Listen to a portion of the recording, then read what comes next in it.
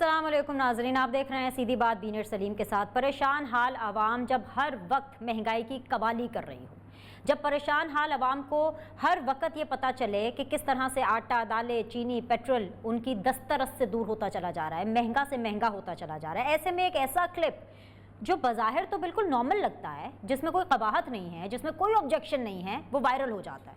उस क्लिप में क्या है? ऑफ कोर्स हमारे हुक्मरान तबके का वो क्लिप है। उस क्लिप में हम वाज़े तौर पर देख सकते हैं कि मुल्क का चीफ एग्जीक्यूटिव, प्राइम मिनिस्टर राहत फ़तेह अली ख़ान जैसे मायानाज लेजेंडरी गुलकार की कवाली और गज़लें इंजॉय कर रहा है। उसमें कोई बुराई नहीं है, ये मैं प्रोग्राम के आगाज़ में आपको बता देना चाहती हूँ। ठीक है, एक कवाली नाइट चल रही है, जिस भी तनाजुर में चल रही है, एक लग्जरी है ये, उसको एंजॉय करना किसी भी हुक्मरान का हक है, बिल्कुल वैसे जैसे आवाम को 2 वक्त की रोटी देना भी इन्हीं हुक्मरानों का हक है कि उनको दें, उनका फ़र्ज़ है कि उनको दें। लेकिन वो क्लिप ऐसे में थोड़ा सा नागवार ज़रूर गुजरता है, ऐसे में सवालात ज़रूर उठेंगे और हम उठाएंगे भी वो सवालात, क्योंकि जब पाकिस्तान की आवाम बहरानात का शिकार हो और पाकिस्तान की जो आवाम है उसको 2 वक्त की जो नेसेसिटी है यानी कि रोटी मिलना मुश्किल हो, बिल्कुल ऐसे वक्त में मुल्क के हुक्मरान राहत फ़तेह अली ख़ान जैसे मायानाज जो सिंगर है उनके सामने बैठ करके एक लग्जरियस इवनिंग एंजॉय कर रहे हों तो दिल को कुछ होता है, एहसास जागता है।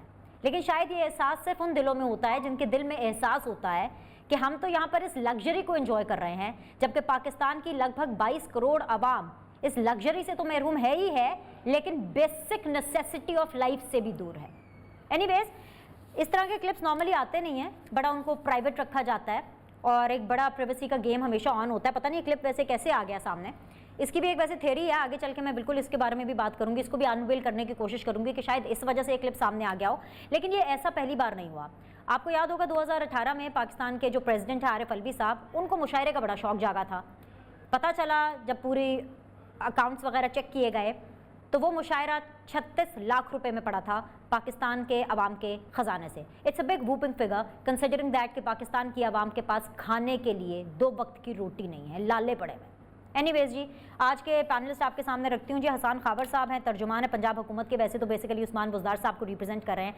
आज पहली बार मेरे शो पर आए हैं, सो आई होप कि उनका एक्सपीरियंस अच्छा रहे, लेकिन सवालात पूछने में हम रत्ती भर भी कसर नहीं छोड़ेंगे। तो हसन, बहुत बहुत शुक्रिया ज्वाइन करने के लिए। अज़मा बुखारी साहिबा हैं, रहनुमा है PMLN की, इंफॉर्मेशन सेक्रेटरी हैं पंजाब की, अस्सलाम वालेकुम, खुश आमदीद। शर्मिला फारूकी साहिबा ने मुझे ज्वाइन किया हुआ है, रहनुमा है पाकिस्तान पीपल्स पार्टी की ऑपोजिशन बेंचेस से, अस्सलाम वालेकुम, खुश आमदीद, बहुत बहुत शुक्रिया ज्वाइन करने के लिए। हसन खाबर साहब, आपको अगर आवाज़ आ रही है तो आपके सामने एक सादा सा सिंपल सा सवाल रखूँगी। ऑफकोर्स आपकी जो एक्सपर्टीज़ हैं जिस चीज़ पर, उस पर तो मैं ज़रूर बात करूँगी, लेकिन मैं ये समझती हूँ कि क्योंकि ये क्लिप वायरल हो रहा है, ये क्लिप दिखाया जा रहा है, एक राय बन रही है लोगों की।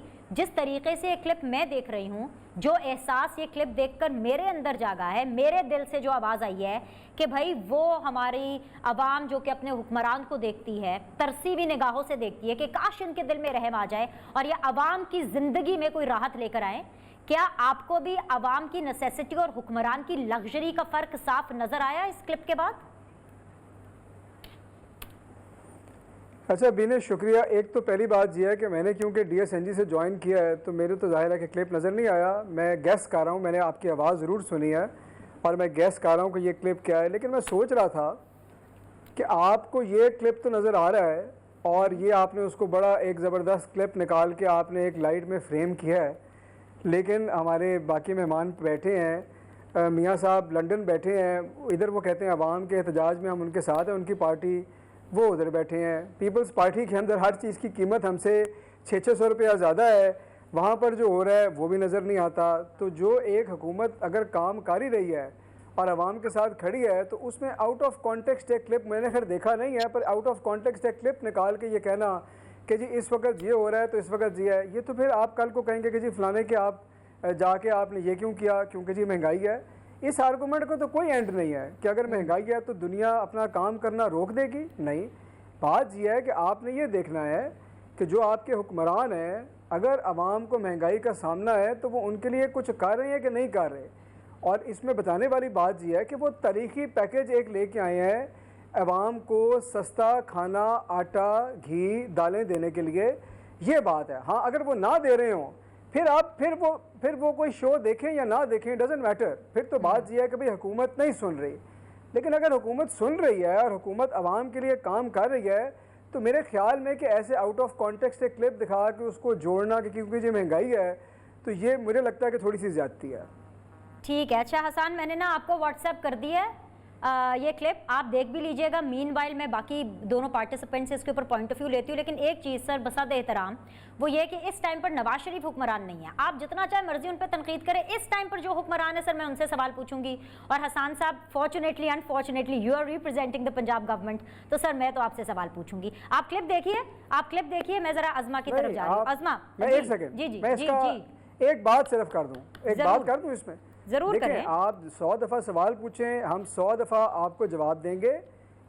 नवाज शरीफ साहब इस वक्त प्राइम मिनिस्टर नहीं है, वो वहाँ बैठे हैं। मैं आपको सिर्फ ये कह रहा हूँ कि जो फ्रेमिंग है ना सवाल की, वो बड़ी स्ट्रेंज है कि अगर आप ये फ्रेम करें कि जी पीडीएम आज कह रही है कि आवाम की महंगाई का जी हम साथ खड़े हैं, तो नवाज शरीफ साहब तो देखें जी हैरिटेज में शॉपिंग कर रहे हैं, या जी सिंध के अंदर तो आटा पंजाब से 400 रुपया ज़्यादा है, वहाँ की तस्वीरें और क्लिप्स भी रोज़ आते हैं।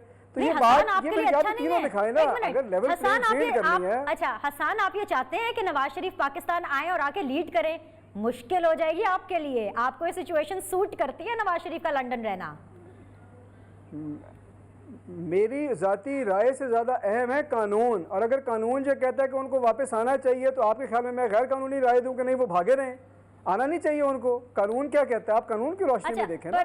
अभी हसन, मैं तो आपसे बात कर रही हूँ ना, I am not in the court, I am not talking to any जज और any lawyer, I am talking to Hasan Khawar. आपने कहा कि वो हैरिट्स में, मेरा ख्याल है उनको वापस आना चाहिए।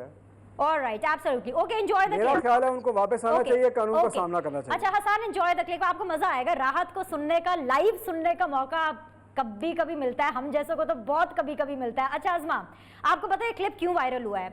ये इसलिए वायरल हुआ है आप लोगों की वजह से, क्योंकि अगर ऑपोजिशन कुछ कर रही होती ना अजमा साहिबा, तो इस टाइम पर हुकूमत, मुल्क का चीफ एग्जीक्यूटिव आराम से चिल माहौल में बैठ के राहत फतेह अली खान की कवाली एटलीस्ट एंजॉय ना कर रहा होता। तो ये आपको एक मैसेज दिया है, जो चाहे मर्जी आप कर ले, डट के खड़ा है कप्तान। बहुत शुक्रिया बिनिश। मुझे देखिए, ये जालिम और संगदिल हुक्मरान तो है ही है, लेकिन ये इतने बेहिस भी है, इसका अंदाजा मुझे नहीं था। और हसन से मेरी एक ही मुलाकात हुई है, लेकिन जितना मैं देख पाई हूँ, हसन एक रीजनेबल आदमी है। और मुझे हैरत यह है कि आज उन्होंने जिस अनरीजनेबलनेस का मुजाहरा किया है, मुझे ये बताइए कि नवाज शरीफ साहब जो है, जिनको आप ही ने, आपके मेडिकल बोर्ड ने बाहर भेजा, वो आपको पता नहीं कहाँ हैरल्स में शॉपिंग करते नजर आ गए। लेकिन कासिम और सलमान जो है ना, वो हमारे हुक्मरान की औलाद हैं, और वो हैरल्स में जरूर शॉपिंग करते हैं माशाल्लाह, और वो वहां पर बड़ी अच्छी तईश जिंदगी जो है वो गुजार रहे हैं। दूसरों पे इल्जाम लगाने से पहले जो आपने बार बार का भी पैकेज की पहले बात कर लेते हैं। हसन के साथ मेरा लास्ट प्रोग्राम इस पैकेज के हवाले से ही हुआ था, और मुझे इस प्रोग्राम में हसन ने बताया था कि मंडे से वो पैकेज का ऐलान हो रहा है। आज मैंने सानिया निस्तर साहबा का कई क्लिप वो देखे मैंने, टिकट्स कुछ चलते हुए, उन्होंने अभी 4 हफ्ते का टाइम मांगा है रजिस्ट्रेशन के लिए, और रजिस्ट्रेशन के बाद वो मैसेजेस आएंगे, और फिर ये शुरू होगा जो एक ट्रक की बत्ती के पीछे इन्होंने पाकिस्तान की कौम को लगाया, उसमें जो है 35 खुदकुशियां हो गई हैं। इस इनके नाम नेहाद रियासत मदीना का जो नाम नौजबिल्ला लेते हैं उसके अंदर, लेकिन कोई फर्क नहीं पड़ता। क्या फर्क पड़ता? और सबसे ज्यादा इस क्लिप में जो मुझे तकलीफ दे बात लगी, आप जरा इसमें बुजरा कराम बैठने का अंदाज तो देखिए। क्या महफिल समा में, कवाली की महफिल में ऐसे बैठते हैं? वो तो पता नहीं, मतलब मैं वो लफ्ज नहीं दोहराना चाहती या नहीं कहना चाहती, जो देख के मुझे तकलीफ हुई कि इनको इतनी तमीज भी नहीं है कि महफिल समा में बैठते कैसे हैं। और ये जो वो कह रहे हैं डिलीवर बहुत कर रहे हैं, हसन खावर साहब, इस वक्त डेंगी जो है वो पाकिस्तान की, पंजाब की आवाम को खा रहा है, और डेंगी होते हुए बुखार की अद्वियात नहीं मिल रही हमें। मुझे ये बता दें आप क्या कर रही है? बुजदार साहब उमरा करने तशरीफ ले गए अपनी फैमिली के साथ, अल्लाह उनका उमरा कबूल फरमाए, लेकिन मुझे बताएं कि हमें मरने के लिए किसके इस पे छोड़ दिया आपने? अद्वियात आपने 600% महंगी कर दी। उसके बाद जो भी क्राइसिस आता है, जो भी प्रॉब्लम आती है, सबसे पहले ब्लैक होती है चीजें, सबसे पहले होल्डिंग होती है, जिसका मतलब यह है कि इस पंजाब में हुकूमत नाम की कोई चीज एग्जिस्ट ही नहीं करती। यहाँ पर हुकूमत नाम की कोई चीज नहीं, जिसका दिल चाहता है वो करे। अभी जो चीनी का सवाल मैं इनसे नहीं पूछ रही, अभी पहले मुझे डेंगी के हवाले से पूछना है कि आपने डेंगी की तैयारी नहीं की। आपको हमने तो कहा कि अकल अगर नहीं है तो हमसे ले लो। हमने जो इस पे काम किया था वो बाकायदा शहबाज शरीफ साहब ने वो पूरा बुक, ब्लड और तमाम चीजें जो है वो जारी की। मार्च में लावा बनने का टाइम होता है डेंगू के, इन्होंने उस वक्त स्प्रे नहीं किए। कहीं सर्वेलेंस पूरे पंजाब में, इवन मैंने आज देखा भी पेशावर के लोग भी रो रहे थे, कहीं कोई सर्वेलेंस, कहीं कोई स्प्रे, कहीं कोई तैयारी जो है वो डेंगू के हवाले से नहीं थी। कोरोना आया, आपने हमें हमारे हाल पे छोड़ दिया। और आपको पता नहीं हुकूमत पंजाब ने जो बैनर लगाए हैं, उन्होंने कहा डेंगू से खुद लड़ना है। तो भाई तुम लोग, ये जो हमने लाखों रुपए, करोड़ों रुपए जो हमारे महीने के जो लगते हैं टैक्स के पैसे, आप सबकी एक जहाज वाली जो है काबीना के ऊपर, और गुड फॉर नथिंग साहब के ऊपर, मुझे किन नफलों का सवाब है? मैं क्या करूं? मैं इनकी शक्लें देखकर जो है वो जिन लोगों को बुखार की अद्वियात नहीं मिल रही, हसन साहब ने कहा, एक मिनट आखिरी लाइन कह दूं, हसन साहब ने कहा 3 करोड़ जो है वो हमने भेज दी है, बुखार की अद्वियात लोग ढूंढ रहे हैं। हसन साहब उनको बता दें वो 3 करोड़ जो बुखार की अद्वियात है। अच्छा, एक चीज मैं इस प्लेटफॉर्म पे जरूर कहना चाहती हूँ, उसका ताल्लुक आज के रनडाउन से तो नहीं है, लेकिन आज के गेस्ट लिस्ट से जरूर है। हसन खावर साहब जो हैं, जब से पाकिस्तान के अंदर, पंजाब के अंदर पीटीआई की हुकूमत आई है, ऑफिशियली ये पहले तर्जुमान हैं जिनको हमने इनवाइट किया और ये हमारे शो का हिस्सा बने हैं, क्योंकि फॉर्चुनेटली या अनफॉर्चुनेटली इससे पहले जितने भी तर्जुमान थे उनका माशाल्लाह से ऐसा चेक मीटर होता था ज़बान का और कंटेंट का कि सीधी बात टीम उनको अपने शो पर नहीं बुला सकती थी, चाहे वो फयाजुल हसन चौहान हो या चाहे वो शहबाज गिल साहब हो। सो मैं ये चाहूँगी कि हसन साहब आप रहें, ताकि आप सेंसिबल पढ़ी लिखी गुफ्तगू करते रहे और हमारे शो का हिस्सा भी बनते रहे। ये मैं कहना बहुत ज़रूरी समझती हूँ इस प्लेटफॉर्म पे। मुझे शर्मिला के पास जाना है। अस्सलाम वालेकुम शर्मिला, कहाँ से शुरू करूँ? आई मीन लाइक मुझे तो समझ नहीं आ रही है, कोरोना आया, मास्क गायब हो गए, डेंगू आया, बुखार उतारने वाली दवाई गायब हो गई, मतलब सितंबर की फ्यूल एडजस्टमेंट के चक्कर के अंदर वो बिजली जो मैं इस्तेमाल कर चुकी हूँ उसका बिल मैं दे चुकी हूँ, लेकिन दिसंबर में फ्यूल एडजस्टमेंट की मद में मुझे 2.5 रुपये पर लीटर या पर यूनिट मुझे ज़्यादा देना पड़ेगा उस बिजली के बिल के लिए। कंस्ट्रक्शन कंपनीज अखबारों के अंदर इश्तिहार दे रही हैं, पूरी की पूरी जो आपकी इंडस्ट्री है वो तबाह बर्बाद हो चुकी है, लेकिन ऐसे में मुल्क का चीफ एग्जीक्यूटिव चिल माहौल में बैठ करके राहत फ़तेह अली खान साहब को एंजॉय कर रहे हैं। शर्मिला जी, बहुत शुक्रिया बीनिश। पहले तो मैं आपके दोनों मेहमानों की गुफ्तगू बिल्कुल भी नहीं सुन पाई हूँ, it's not audible to me. दूसरा ये है कि देखिए, ये एक इंतहाई अफसोसनाक बात है कि मुल्क के इस वक्त जो मौजूदा हालात, महंगाई, बेरोजगारी, गुर्बत, अनएम्प्लॉयमेंट, और आप सोचें कि हर शोबा, कोई ऐसा शोबा इस मुल्क में नहीं है जो बदतरीन बहरान का शिकार नहीं है। अच्छा, ऐसे माहौल के अंदर देखिए, वजीर आजम साहब और उनकी टीम की जिम्मेदारी बनती है कि उनका फोकस सिर्फ और सिर्फ होना चाहिए एक चीज पे कि किस तरीके से आवाम को रिलीफ पहुंचाएं। सिर्फ ये होना चाहिए, मतलब दिन रात, क्योंकि देखिए 22 करोड़ आवाम उनकी जानिब देख रही है, और जो इन्होंने 3 साल कबल जो वादे किए थे और जो कौम को ख्वाब दिखाए थे वो चकनाचूर तो हो चुके हैं बहुत पहले, लेकिन अब जो है आवाम की सिसकियां निकल रही हैं। ये बहुत अफसोसनाक बात है, तकलीफ होती है, हम सबको तकलीफ हो रही है। देखिए, आज बिजली के बिल आप देख लें, देने के लोग काबिल नहीं है, गैस आपको मुहैया नहीं है, पेट्रोल की कीमतों में हैबतनाक इजाफा हो गया है, खाने पीने की अशिया, फूड इन्फ्लेशन पाकिस्तान में 70 साल बाद में हाईएस्ट एवर फूड इन्फ्लेशन इस वक्त है। हम फूड इनसिक्योर मुल्क हो गए। वो मुल्क जो गंदम एक्सपोर्ट करता था, चीनी एक्सपोर्ट करता था, आज वो इंपोर्ट कर रहा है। हमारा पिछले 11 माह के अंदर जो फूड इंपोर्ट का जो बिल है वो 1.2 ट्रिलियन है, 1.2 ट्रिलियन। मतलब ये इंतहाई तकलीफ दे बात है। हम एक एग्रेरियन मुल्क है, हम काश्त करते हैं, हमारे यहाँ किसान इस वक्त रो रहा है, किसी किस्म का कोई रिलीफ किसी को नहीं मिला। कोरोना जो आया उस पर जो फंड दिए गए, चाहे वो एशियन डेवलपमेंट बैंक हो, चाहे वर्ल्ड बैंक हो, चाहे यूरोपियन यूनियन का कंसोर्शियम हो, वो पैसे कहाँ गए हमें नहीं पता।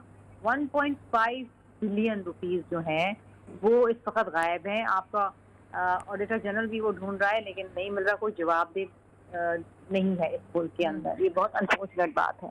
लेकिन आप मुझे बताएं, होता क्या है सुबह से लेकर रात तक इस मुल्क के अंदर क्या होता है? आप इनसे कोई भी सवाल पूछ लें, कोई भी इनका तर्जुमान उठा के देख लें, इनका नुमाइंदा देख लें, अगर आप इनसे कोई भी सवाल इनकी कारकर्दगी पे या महंगाई बेरोजगारी पे पूछेंगे तो जवाब आपको सिर्फ और सिर्फ एक मिलेगा। पिछली हुकूमतों पर डालेंगे और पिछली हुकूमतों के लोगों को ये गालियां देंगे, इनकी लानत मलामत करेंगे। इसके अलावा इनके बेचारों के पास जवाब ही नहीं है। और सारा का सारा फोकस ये होता है कि सोशल मीडिया के ऊपर ऐसे दिखाएं कि जैसे मुल्क के अंदर दूध की नहरें बह रही हैं और शहद के जो है वो नहरें बह रही हैं और न जाने क्या क्या सुनहरी ख्वाब दिखाए जाते हैं। मुझे एक ब्रेक लेना, मेरे साथ बने रहिएगा। ब्रेक के बाद वापस आएंगे, ऑब्वियसली हसान खाबर से जवाब भी जानेंगे और डस्का NA-75 की कुछ बात भी करेंगे इस छोटे से ब्रेक के बाद।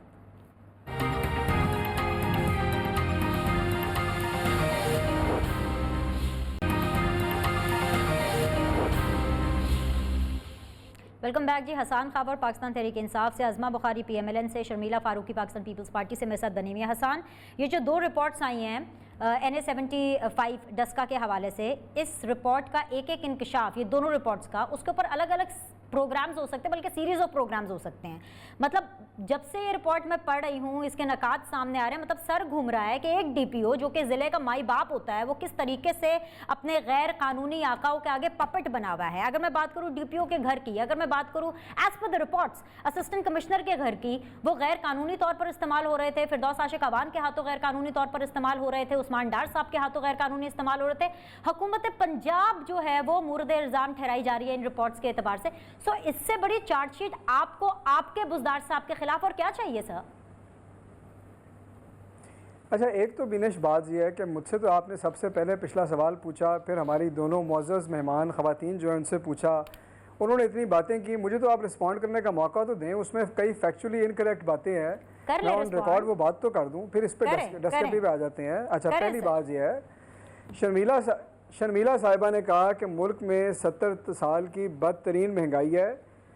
आपने मुझे कुछ व्हाट्सएप किया तो मैंने आपको पिछले 70 साल का ग्राफ जो है ना वो व्हाट्सएप कर दिया, आज ट्वीट भी किया था, उसको भी ज़रा नाजरीन को दिखा दें।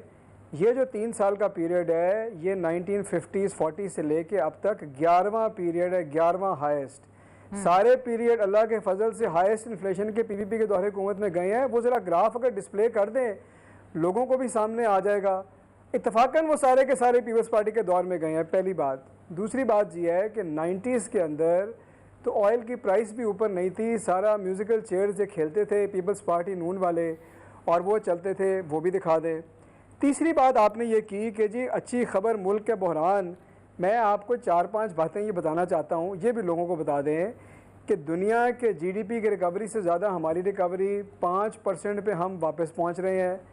पाकिस्तान का रेवेन्यू कनेक्शन इस वक्त रिकॉर्ड हाई, पाकिस्तान की एक्सपोर्ट्स बढ़ गई, पाकिस्तान के रिज़र्व्स रिकॉर्ड हाई, पाकिस्तान की IT exports double, crops bumper. अच्छा, आपका डीजल इलेक्ट्रिसिटी का ऑफ टेक इंक्रीज़ हो गया है, इकॉनमी तो चल रही है, इन्फ्लेशन अपनी जगह, उसकी भी बात करते हैं, लेकिन ये सारे इंडिकेटर जो हैं ये तो नहीं हम बताना चाहते। हम चाहते हैं सिर्फ लोगों को बुरी खबर सुनाएं ताकि पॉलिटिकल पॉइंट स्कोरिंग हो। तीसरी बात जो हमारी बहन अज़मा ने की, वो खैर बैक फुट पे चली गई, वो उनसे ज़्यादा तो आपके लिए कमेंट था कि आपने सवाल ऐसे फ्रेम किया है। नवाज़ शरीफ साहब की तो बड़ी कानूनी सी हैसियत है कि उनको गैर कानूनी तौर पे वो बाहर है, उनको आना चाहिए। खान साहब के बच्चों का उन्होंने जिक्र किया, वो ना तो सियासत में है ना उनके खिलाफ कोई केस है, वो कोई कंपैरिजन नहीं बनता, लेकिन चलें उनकी मर्ज़ी है, उन्होंने कर दी।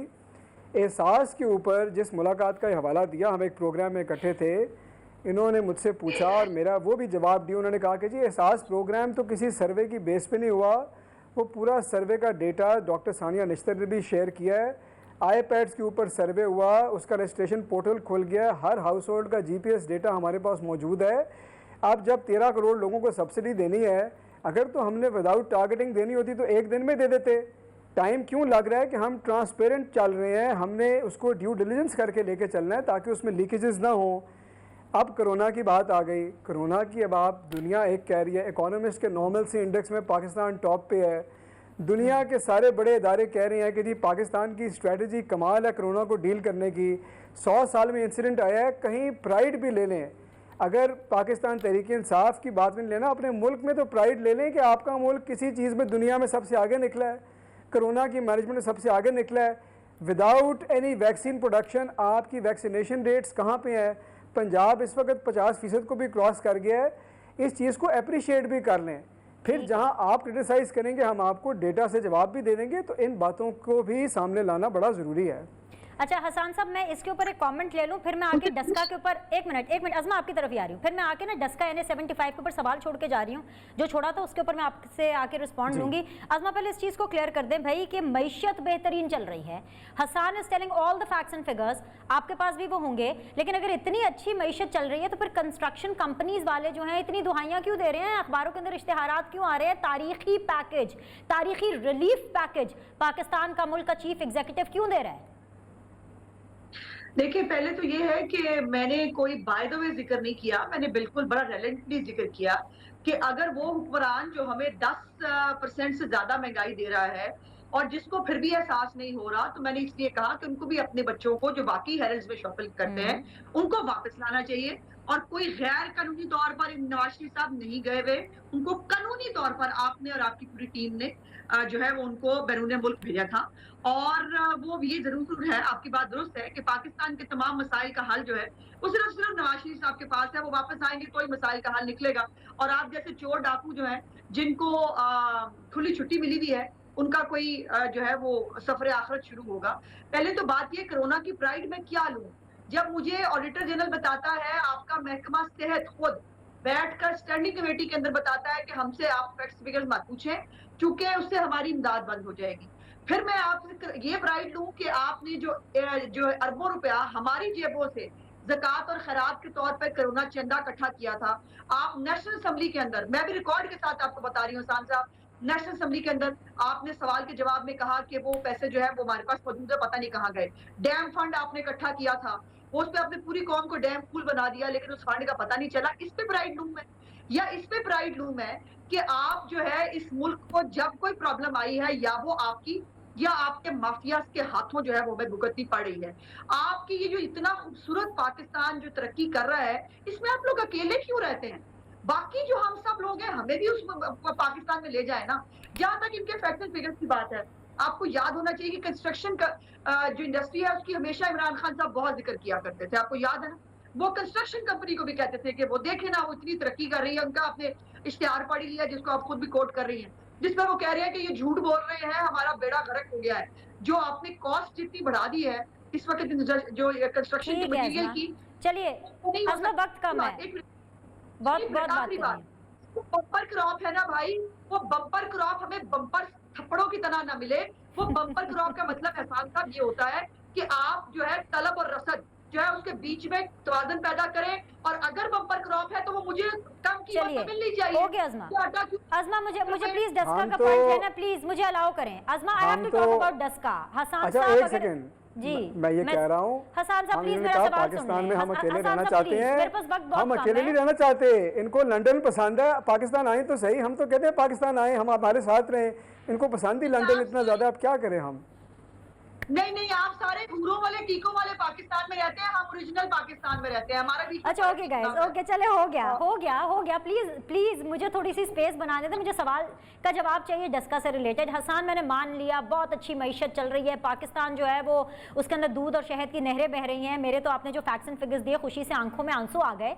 तो सर फिर मुझे ये तो जस्टिफाई कर दें कि सिर्फ एक बाई इलेक्शन के लिए पूरा का पूरा फिक्स मैच क्यों करना पड़ा डस्का में? देखिए, मैंने तो आपको दूध डस्का पे भी आता हूँ, डस्का के भी आपको जवाब चाहिए वो भी देते हैं। आप दूध शहद की नहरें नहीं, मैंने आपको आपने अपना क्लिप चलाया ना, और मैडम शर्मिला ने एक इन्फ्लेशन का पॉइंट उठाया, मैंने आपको ग्राफ भेजा है। वो ग्राफ एक इंडिपेंडेंट इकोनॉमिस्ट ने बनाया बिजनेस रिकॉर्डर के, आप उसको डिस्प्ले तो करें ना, लोगों को दिखाएं तो सही कि हिस्टोरिक इन्फ्लेशन नहीं है, फिर बैलेंस है ना। मैंने इन्फ्लेशन की बात मानी है, इन्फ्लेशन है, हो गई बात, लेकिन वो दिखाएं लोगों को, बैलेंस व्यू तो बैलेंस देना।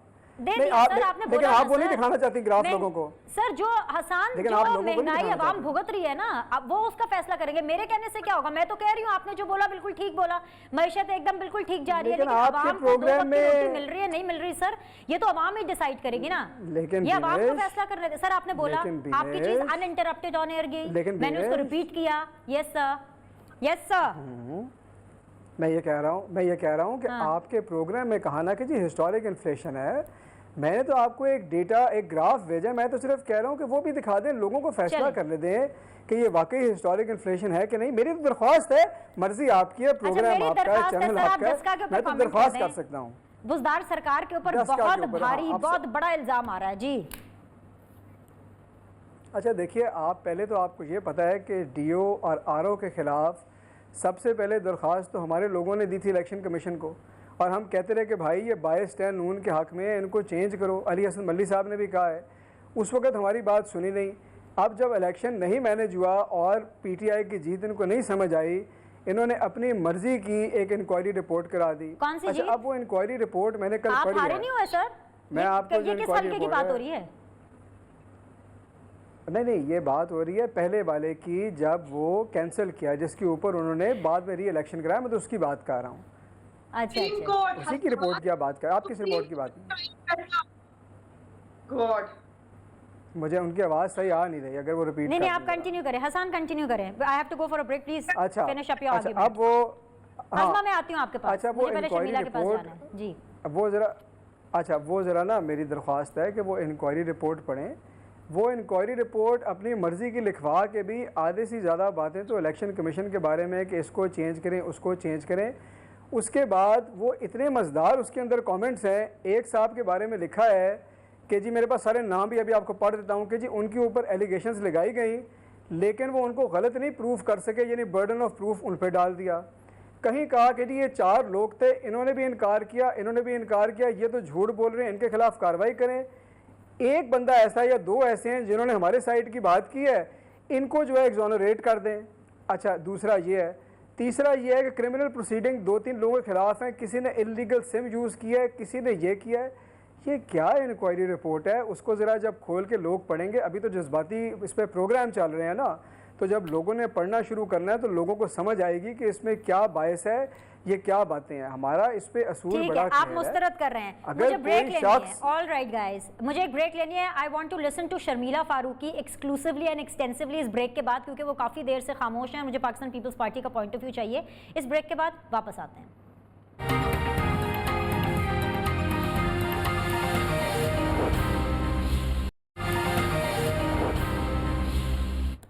वेलकम बैक जी। हसन खावर, अज़मा बुखारी एंड शर्मिला फारूकी मेरे साथ मौजूद हैं। अज़मा, मीनवाइल जब तक हमें शर्मिला नहीं ज्वाइन करती, मैं आपसे ज़रा एक क्विक बिट ले लूँ NA 75 डस्का पर, क्योंकि PMLN का एक क्लेम था कि भाई गलत हो रहा है, ज़्यादती आपके साथ हो रही है। लेकिन जिस तरह से एक के बाद दूसरी रिपोर्ट सामने आई है डस्का NA 75, मुझे तो आपसे सवाल पूछना पड़ेगा कि भाई ऑपोजिशन कहाँ खड़ी है?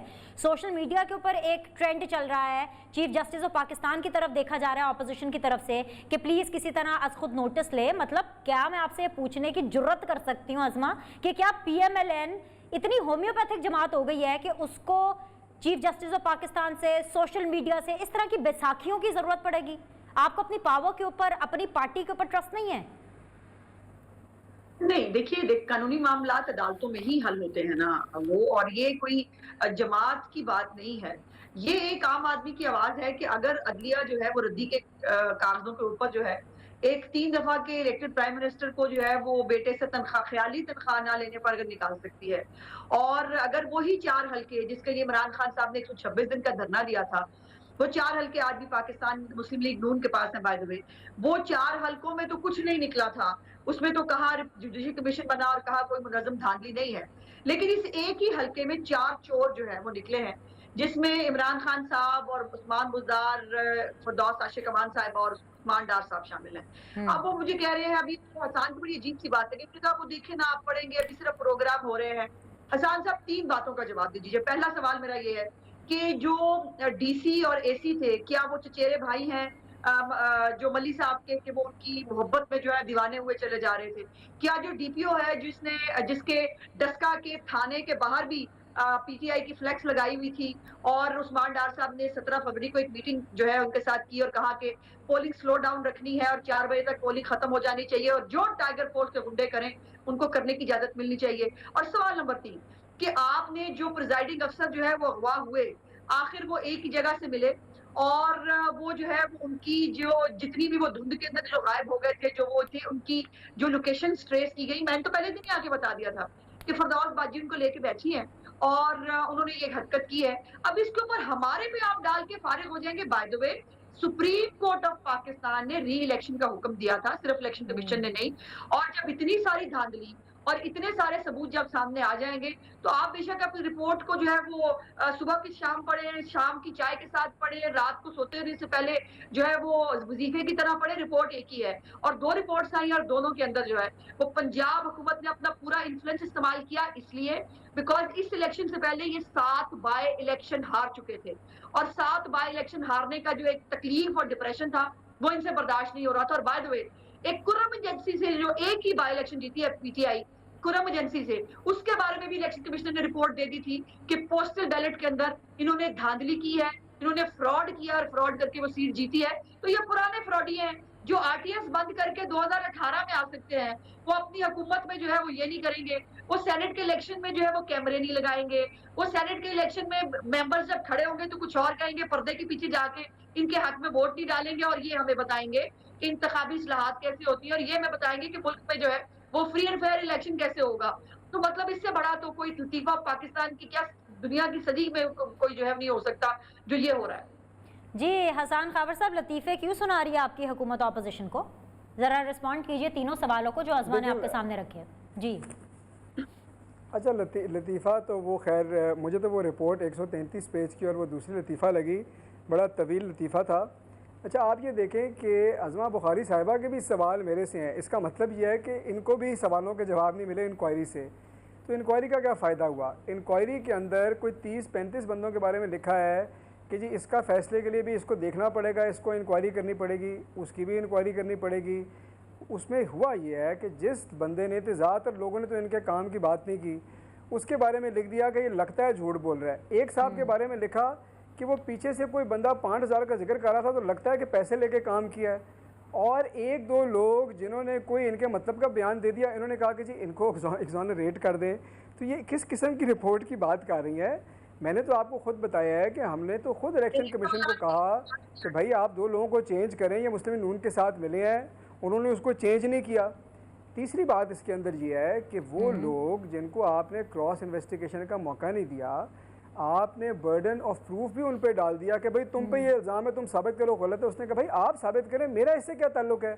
वो भी नहीं हमने माना। उसके बाद ये एक half baked half cooked report media में डालकर एक मीडिया ट्रायल शुरू करना। मैं आपको जो ब्रेक पे जाने से पहले कहने लगा था, 2 बातें तो बड़ी क्लियर हैं बिनेश। पहली बात यह है कि अगर कोई शख्स गैर कानूनी काम में मुलव्वस होगा और कानून के मुताबिक ये असर्टन होगा तो हमें कोई हेजिटेशन नहीं है उस शख्स के ख़िलाफ़ कार्रवाई करने पे। एक बात ये बड़ी क्लियर है। दूसरी बात ये है कि इस मुल्क में इलेक्टोरल रिफॉर्म का एजेंडा तो पीटीआई लेके आई है। पिछले 70 साल तो किसी ने इलेक्शन को रिफॉर्म करने की बात नहीं की। अब अगर लोग ट्रांसपेरेंट इलेक्शंस में इतने इन्वेस्टेड हैं तो बैठ के बात करें ना। अगर वो कहते हैं कि जी ईवीएम ऐसी नहीं है वैसी है, बात करने वाली है, ठीक है, हमने क्रेडिबल बनाना है। हम नहीं कहते कि जी हमारी मशीन यूज़ करें, लेकिन आके बात तो करें कि जी दुनिया में ये है, हिंदुस्तान में ये यूज़ हो रहा है, इस मशीन के अंदर ये सर्टिफिकेशन होगी तो हम मानेंगे। वो बात नहीं करनी। जब बात नहीं करनी तो इस तरह की हाफ बेक्ड रिपोर्टों के पीछे सियासत करनी है तो फिर क्या लगेगा कि किसका इंटरेस्ट है ट्रांसपेरेंट इलेक्शन के साथ? प्रोग्राम कब खत्म हो गया? बहुत शुक्रिया। मैं शर्मिला को दोबारा लेना चाह रही थी लेकिन I am time bound unfortunately. Next time. बहुत बहुत शुक्रिया आज के लिए मेहमानों का। आपके फीडबैक का इंतजार रहेगा। आई सी यू ऑल टुमारो। अल्लाह हाफिज़।